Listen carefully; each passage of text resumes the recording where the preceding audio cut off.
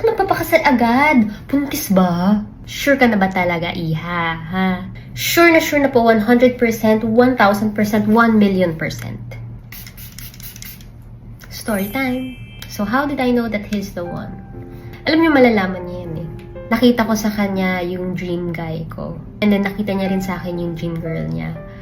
Kaya alam mo yun, dream guy mo na yan eh. Huwag mo nang pakawalan, diba? Siyempre ako din, ayaw niya rin akong pakawalan. So, doon, parang andali lang sa amin mag-decide ng marriage. Kung sinasabi ng iba na masyadong maaga, parang masyadong minamadali.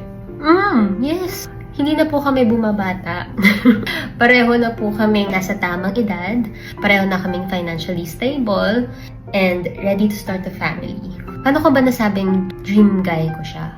Alam nyo guys, ang dami kong na-meet na guys sa showbiz. Like, ang gagwapo and ang yayaman. Pero alam ko na he's the one kasi he's the only man I've ever imagined having kids with. Nagkaka-crush naman ako before. Pero never ko talaga na-imagine na yung lalaking yun ay magiging tatay ng mga anak ko. Alam mo yung gustong-gusto mo yung guy, pero hindi mo siya gusto maging tatay ng mga anak mo. Pero sa fiancé ko, ang aga ko nakita sa kanya yung pagiging husband material, father material. And sa tagal kong nabubuhay, 30 years old na ako, ngayon lang ako nakatagpo ng lalaking ganon. May mga ibang nagsasabi siguro hindi ko pinag-isipan. Pinag-isipan ko po. Hindi ko sasayangin yung 30 years na pag-reserve ko sa sarili ko para sa isang lalaki na alam kong, sa tingin kong magkakamali ako. Dati hindi ako naniniwala sa destiny. Ngayon naniniwala na ako.